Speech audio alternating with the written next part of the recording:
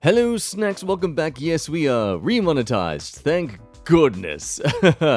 Oh boy, that was a scary one. Anyway, enjoy some more stories today. These ones are centered around the loving experience of the consequences of one's actions. Am I the a-hole for ignoring my husband during our flight when he expressed anxiety over flying? I'm 33 female and I recently married my husband, 30 male, and we took a 3-hour flight to Mexico for our honeymoon. I fly a lot for my job, so I have racked up a lot of miles. My husband isn't a big fan of flying, though he has gotten better and tends to just hold my hand and close his eyes during takeoff and landing, mostly okay when in the air. Now, when I booked our flights, I requested to use my points if an upgrade to business class became available, but made it clear I only wanted this upgrade if 2 seats became available, and then basically forgot about it. Then comes the day of our flight. I was so excited for this trip. I checked us in online, all is going well, and then when we get to board, the person scanning our boarding passes stops us. She says it seems that my husband was upgraded to business class, but only him, and asks if that is okay. I immediately say, no, we are on our honeymoon and would like to stay together. But then my husband jumps in and says, no, it's fine, I'll go to business class. I look at him in complete shock, and he tells me that I fly all the time and have been in business class before, but he hasn't, so he deserves a chance to experience it. Now I see we are holding up the line, so I feel like I just need to agree and get on the plane. To say I am mad is an understatement. He is all smiles, taking his seat, and I go back to my seat where they sit me next to an old woman with a baby on her lap, where my husband should be sitting. Within maybe 5 to 10 minutes of sitting there, trying to hold back tears because my husband left me alone on our flight during our honeymoon and uses my points for his upgrade no less, he starts to text me saying he feels anxiety over flying.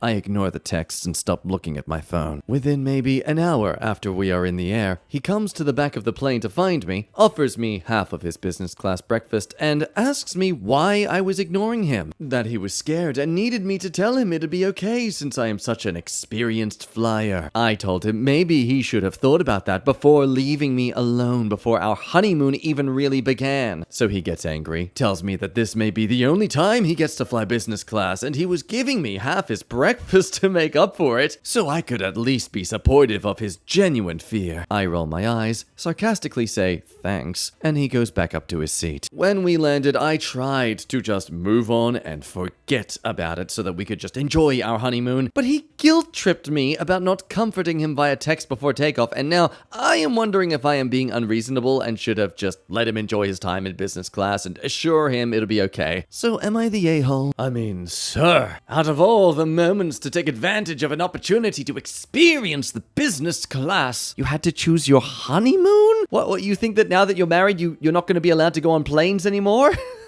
But now in his defense, he did offer his wife half of his already eaten food, so it's okay now. He resolved it. Yay! Now it seems like a cut and try situation. Dude was completely in his own world. How selfish of him, right? Will. Everyone sucks here. Maybe slightly you're the a-hole. All the Natar votes shock me, to be honest. Both people in the story are selfish. The OP incredibly so. I mean, read OP's books again. It's all about her. Her points. Her seat. Her. She doesn't care about her husband at all, and both have contempt for the other. You're on your honeymoon, and you're sarcastically responding and eye-rolling at your new spouse. I mean, why the heck did you even get married in the first place? OP has flown many times, knows her husband is a nervous flyer, has been in business class before, and her husband hasn't. And instead of just saying, oh, I guess this would be a nice thing I can do for my husband, it's me, mine, my perspective, my points, my seat. This woman is ridiculously self-centered. Husband is also a knob. Damn, guy's clearly ignoring the fact that the wife clearly made it clear to him that she wanted to be sitting together and clearly expressed the fact she didn't want to be alone. But surprisingly enough, this has actually got a number of upvotes. So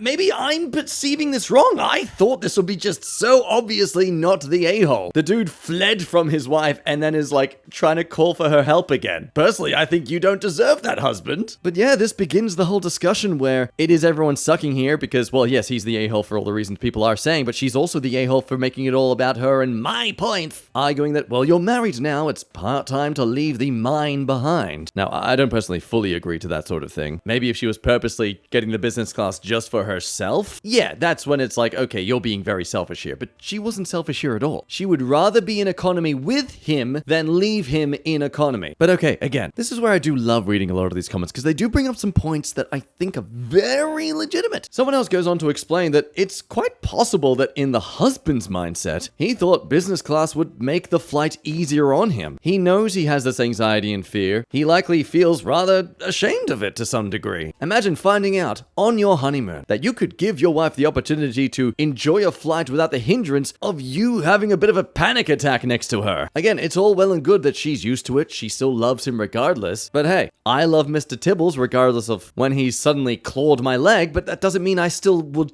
I'd still enjoy it if he didn't, and it'd actually be kind of nice. So ultimately, where do you stand with it? It's genuinely a lot of back and forth in these comments. Some people are fully against the OP, some people are fully against the husband. I'm actually kind of stuck here myself now. Hey honey, I'm anxious. Oh, me too. Do you hear that weird engine noise, or is that just me? And then turn your phone off. Now this next story came on my radar, and it turns out to just be the top layer of a deep cake of oh no consequences, where the OP sadly has deleted themselves from the internet by the time I got to recording this story. But here is how things begin. I was supposed to get married today, but my cousin sabotaged my wedding and my fiancé called it off. I can't really blame him for calling it off because it was for financial reasons, but I feel like I can't talk to him about it because I'll start saying things that I regret. I was set to get married today. It was great. I had everything planned out perfectly. My venue was on the pricey side, but both my mother and aunt said that they would help pay for it to make my wedding perfect. I sent invites months ahead to make sure everyone had time to plan stuff if they needed to travel, and the drama started when I didn't invite my cousin. I grew up with her because our mothers are close and she is very mentally ill and would always have meltdowns and stuff. Around last year, she had a breakdown that everyone seems to ignore now. I'm pretty sure she has BPD, and anyone who knows someone with that will tell you how unstable and unpredictable those people are. So I decided that I didn't want a severely mentally ill woman at my wedding to risk ruining it, and also we weren't that close to begin with and hadn't seen each other for years. I thought everyone would understand that, and it's not like she and I were very close to begin with. It caused a lot of drama and family fighting. My aunt said that if I didn't invite her daughter, well, then she wasn't going to contribute money. And my female cousin's brothers also said they weren't coming. Then my mom got angry and said that she wasn't going to contribute money if I was going to discriminate against my female cousin. And then other relatives heard that I hadn't invited her because of her mental illness. I didn't even tell anyone it was because of that. It's just that we weren't close. But I guess she was telling them that I was being bigoted against her because of her illness. Now, I settled things with my mom, who agreed to pay, and I even offered my cousin an invite and apologized for excluding her when I initially sent out the invites. But she brushed mine off and said that she didn't want to go to my wedding anyway. Then my aunt never accepted the apology and still refused to pay. I thought that was fine, because my fiancé could make up the difference, and asked my dad if he was willing to contribute more. Well, he divorced my mom when I was a kid, and we're not super close anymore because of it, but he still offered some money. But neither of them were able to pitch in anymore. And my savings also aren't enough unless I wanted to completely wipe them out or take out a loan, and I don't think that's a very good financial choice. I want the perfect wedding, but I don't want to go into debt for it. I finally decided to fold and look for another venue, but all of the ones I wanted were booked for the rest of the year. Last month, my fiancé told me that we should postpone the wedding for a year so that we find the perfect venue that we can afford. I had to call all my friends and the family members who still wanted to go and basically tell them I was too poor to get married this year. It was humiliating. Okay, but it's true? So all of this is because my cousin who got mad that I didn't want to get her or invite her to my wedding. And she doesn't even want to go to the wedding anyway, and she did her best to turn my family against me. It's just a typical family constantly catering to the person who has all the mental health issues and not at all getting them to seek help about their issues. Right? Well, folks, this story is a great example as to how everything someone posts is always something we should take from their perspective. For example, you may have noticed that for some reason the OP needs to stress that it is their female cousin. She already established that the cousin was a her, like every story does. Seems kind of strange that OP needs to stress it every single time. But we'll get back to that, because beforehand, many were kind of critical on OP for their aspirations of a wedding in the first place. Like, let's be real, OP couldn't afford this wedding in the first place. It was purely funded by the family members, like you're crowdfunding some sort of small business venture. I don't know, man. Each to their own. I know, like, for some people out there, a wedding should be a huge family celebration, so it makes sense that the family would fund it. So what do you think? To each to their own, or this is just a gross misuse of one's finances, especially if they're almost guilting the family into doing it? Like, fund my lifestyle, you know? I can't help but theorize with some of these comments. Does OP actually want to have a huge family celebration, or do they just want to look rich and successful, even though they clearly are not? But now, while everyone was bickering in the comments over this whole issue of just how ridiculous it is that OP is complaining about being too poor, but then still expecting family members to pay for everything for her. Oh, what's this? OP is hiding the fact that she's transphobic. Her cousin's mental illness is being transgender. Now, you'd love to see the evidence of this, but again, OP has unfortunately deleted their profile. So sad to say, we won't find out what was going on. Just kidding! Thank you, Best of Redditor Updates, for compiling all this story 2 months ago. See, it began back in December last year. Now, the first post we read already kind of summarized what the first post was, Rose being the crazy cousin. But the thing was, they haven't seen Rose in 12 years at this point, and are basically recalling how Rose was as a kid when they were pre-teens. Apparently, she would throw fits if she went to the beach, but also if she didn't go to the beach. Apparently broke some of OP's stuff, and just seemed like a very unstable person in general. But despite this, OP has been following their cousin on social media. She posts a lot about mental health stuff, goes by a new name, has a new look, and is even dating some guy. But OP doesn't think it's authentic. She thinks that Rose is trying to reinvent herself because she used to be such a brat and is trying to make people forget how she used to treat them. According to OP, this is everything that you need to be diagnosed with bipolar disorder. Or borderline personality disorder. One of those things. Either way, my god, that has got to be the most beaten in like armchair level of psychology I've ever seen. You posted a selfie you're proud of on the internet? I don't like you though, so you must be a narcissist. Okay, so how does OP go about inviting everyone to the wedding so Rose doesn't hear about it, or at least isn't embarrassed for not being invited? Well, instead of privately doing it through email or something, no, they do it at the family Christmas. My fiancé and I figured that we would hand out the wedding invites there and not risk them getting lost in the mail. Most people at Christmas got one, but Rose naturally wasn't invited. I don't want her ruining our special or anything. She was pretty mellow and was talking about her new job and stuff. She came up and told me that she noticed that her brothers had gotten an invite, but I had forgotten to give her one. I told her I didn't think she would want to come. Since we used to get together, nothing seemed right for her. Again, this is based on the behavior she had as a 12-year-old. But she seemed really taken aback, apologized for how she used to act because she had a lot of stuff to deal with, and said she was sorry that I didn't think she couldn't change from when she was a kid. I held firm because this is the first time she's ever apologized to me for how she tried to ruin stuff, and I think she was just trying to manipulate me into getting her way, like she always used to. OP really sounding like that person who never got over their high school breakup. Now, as we go along in the story, naturally, a lot of the family find out about this, they question OP about their choice, and with her terrible excuses, they call her stupid and are all mad at her for what she's done, accusing her of being a bigot, and decide to hung up on her. Now, with the aunt side of the family absolutely bothered by this, now the mother is also upset at OP,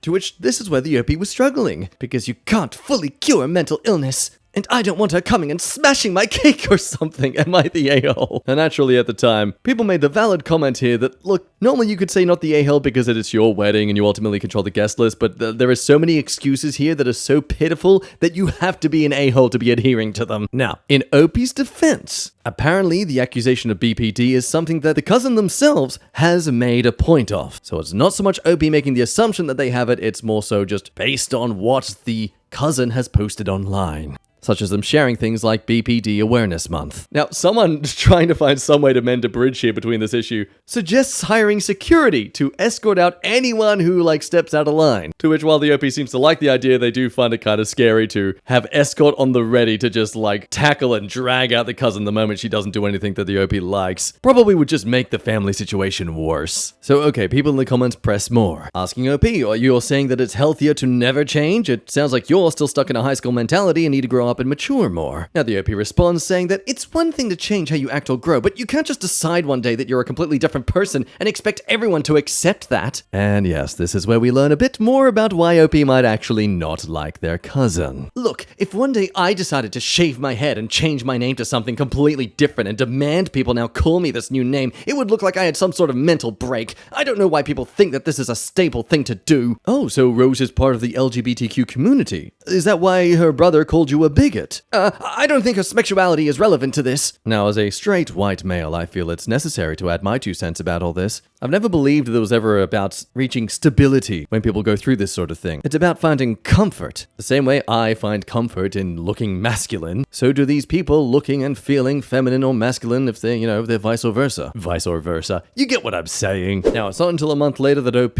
decides to take on that security suggestion, further wondering if they're still the a-hole for that, at least. And it's basically saying the exact same stuff, only this time the mother clearly not appreciating or suggesting the idea that security should be used purely for the cousin. And OP further doubling down that their cousin is a mentally ill woman, despite, again, there being no evidence of that. But no, folks, OP is in the right for this because it is their boundary. Just another classic example where someone mistakes boundary for, I get to do this to you because I want to. No, sorry, that's not how boundaries work. Now, naturally, everyone found the previous post, which made it clear that OP was upset about their cousin's sexuality, causing OP to try and backflip away from that theory and try to focus on defending herself that her mother isn't just paying for everything. She's only paying for 80% of it. That's fine then. So okay, mother is now threatening to pull out from the wedding because OP is being a bit of a bigot. What does this cause OP to do? Well, it causes OP to immediately assume that this is all the cousin's fault. She used to ruin things for me when we were kids, and I feel like canceling now is just letting her win again. Yeah, if you're wondering why they keep coming back to Reddit despite clearly being hated on for everything they post, this is why. Because they're not reading those criticisms. Those are going in one ear and out the other. They're just reading the 1% of comments that are actually supporting the OP. So okay, we can't get security in the venue. How about having a family member just stalk the cousin throughout the wedding? Get someone to shadow her around unobtrusively. Yeah, that's not a weird responsibility to have during a wedding. Oh, but great news for the OP. The fiance's older brother is great and they share many of the same values. So I'm sure he'll be up to it. So you can see where this is going, right? The cousin is going to be going to a wedding where an anti-trans man is going to be stalking her the entire night. Also, I just gotta highlight this ridiculous suggestion. Well, time to have a frank conversation with your mother, your aunt, your cousin, and your fiance via a group text. Cousin, as you know, I don't want you at my wedding, so I didn't invite you. This is 100% because I don't like you due to your behavior, which I have been told has been caused by your well-known mental illness. Your parents are being loyal to you and saying they won't come if you aren't invited. My mother is being loyal to you and threatening to pull funding if you aren't invited. Please consider this your official invitation so my wedding can proceed with the people I do like and care about. Again, not you, in attendance. Now, with that being said, please don't come. If you decide to come, be aware if you cause any level of disruption whatsoever, law enforcement will become involved. Please also be aware multiple guests will actually be non-uniformed security personnel who will have been provided your picture with full authority by me to have you removed and arrested at the first sign of any issues with your behavior. As for your mother and mine who decided that catering to your bad behavior was more important than my wishes as the bride, please be aware that if there is any problem with behavior by crazy cousin, you will be cut out of my life and that of any future children I bear for the rest of eternity, since it's clear you don't prioritize me, my safety, or that of my family, and appear to be addicted to the drama that Crazy Pants brings to the rest of the world. TLDR, you are invited, please do not come, and if you cause problems, you will be in jail with restraining orders on not just you, but all the people who've been enabling your terrible behavior. Oh, I just wish that OP would have sent this. Oh, the evidence, the screenshotting that the cousin could have done and just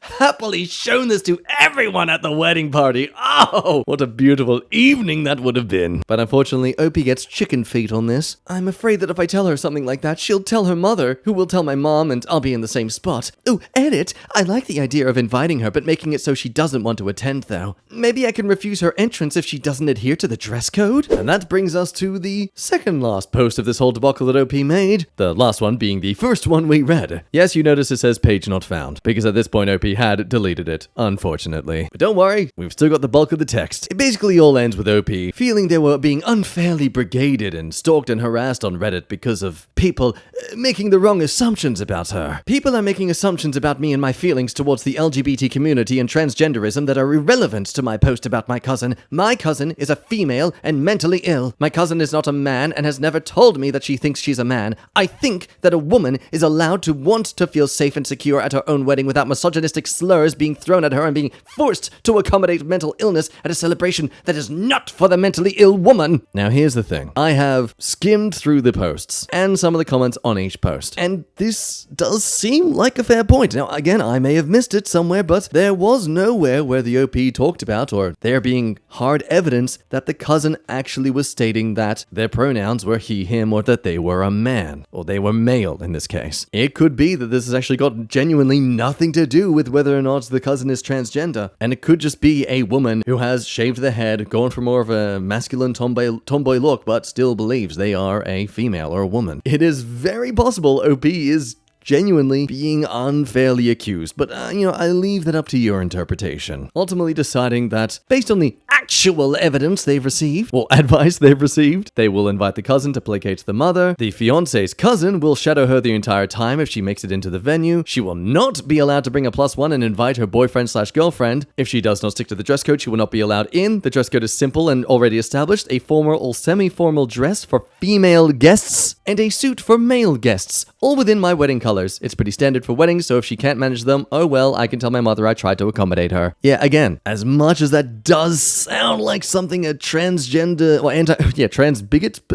whatever, the transphobic person, that's the word. This sounds like the playbook of someone who is like that. But just because someone dresses masculine despite being a woman doesn't mean that woman is trans, you know? But ultimately, yeah, as the comment says here, the insistence on a gender dress code, the mention of cutting hair and a new name, cousin being upset about getting a dress, denying cousin their +1, seems like the cousin is trans and OP is being a bigot. But that's what's basically brought us to today. That previous post being as far back as late January. And well, it seems in those next 3 months that the wedding actually didn't go ahead. And well, OP lost all the financial funding they were going to take advantage of from the family, who she clearly didn't appreciate supporting their own family. You know, it's a great example of, oh no, the consequences of my own bigoted actions. Racist dad makes his daughter and her friends cry. So this was years ago, early 90s. I was a field service engineer fixing jukeboxes, fruit machines, pool tables, etc. in pubs and clubs around mostly South London. Anyway, summer holidays are here and I got to a pub off the Old Kent Road to fix a Play Choice 10 machine. Basically a NES in an arcade cabinet that had 10 games to choose from and was based on time rather than credits. So you could play all 10 games as long as you had enough time left. This pub had a kids area with a pinball machine, football table, and the PC-10 in it. A simple job really. A couple of buttons not working. I quickly replaced all the while being watched intently by a group of bored kids.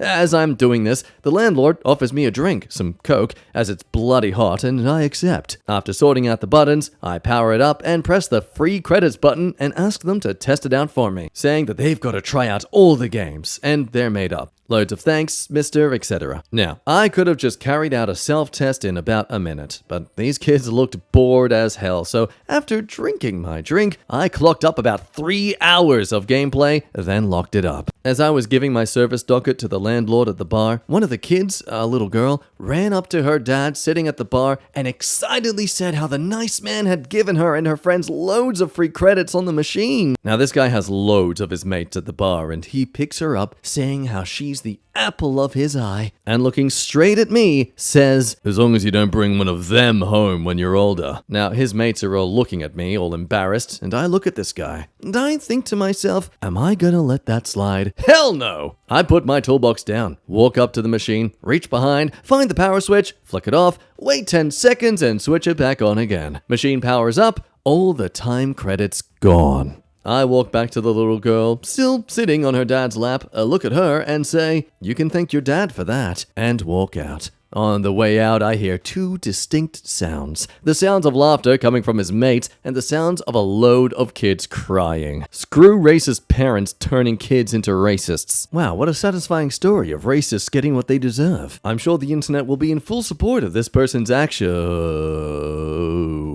That's a lot of deleted, moderated comments. Now, I can't see them anymore, but apparently they were actually saying that Opie was reinforcing racism by what they did. Like, wow.